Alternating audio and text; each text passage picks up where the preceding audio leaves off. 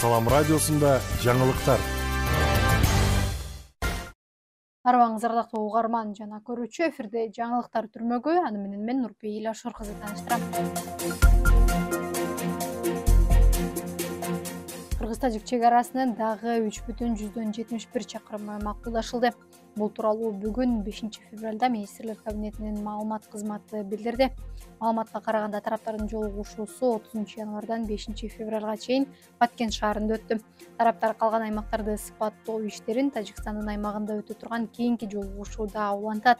Жолугушуунун жыйынтыгында тиешелүү протоколго кол коюлду.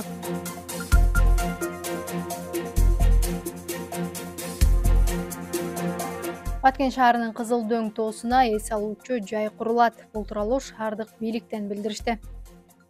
Баткен шаардык кеңешинин депутаттары 22-сессиясында долбоорду колдоого алышты.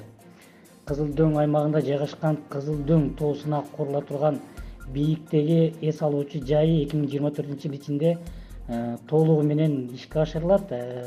Эс алуу аймагына суу тартылып, жашылдандыруу, көрктөндүрүү иштери жүргүзүлөт.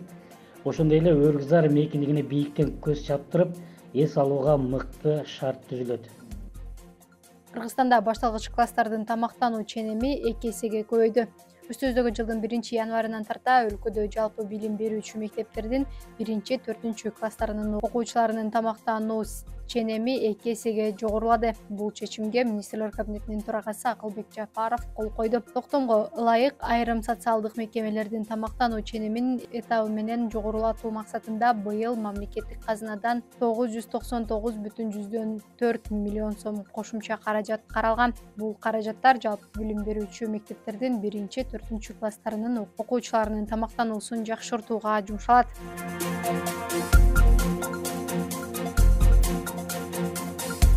Кыргызстандын тышкы иштер министри Жээнбек Кулубаев Дүйшөмбү шаарына жасаган 2 күндүк расмий сапарынын алкагында Тажикстандын тышкы иштер министри Сирожиддин Мухриддин менен тар жана кеңейтилген форматта жолугушууларды өткөрдү. Бул тууралуу Кыргызстандын тышкы иштер министрлиги кабарлады.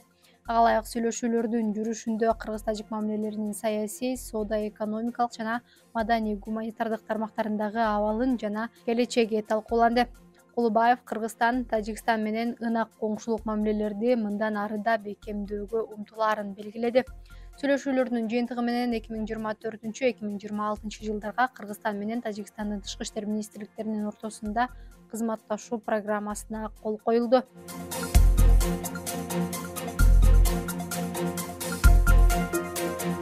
Кыргызстанда мектептер арасында сынак өтөт. Билим берүү жана илим министрлигинин Кыргызстандын мыкты мектебин тандоо жөнүндө буйругу чыкты.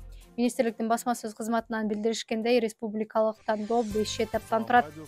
Сынакка мурдагы жылдары жеңүүчү болуп аныкталбаган жана окуучулардын саны 300дөн кем эмес мектептер, профилдик жана автордук программаларды ишке ашырган окуучуларга багытталган иримдерди уюштурган мектептер, билим сапаты жогору жана билим берүү кызматын өнүктүрүүдө жаңы муундагы окуу методикалык комплекстерди жана анын ичинде электрондук билим берүү ресурстарын колдонууда тажрыйбасы бар мектептер, район, шаар жана облус боюнча мыкты жетишкендиктерге ээ болгон мектептер катыша алат.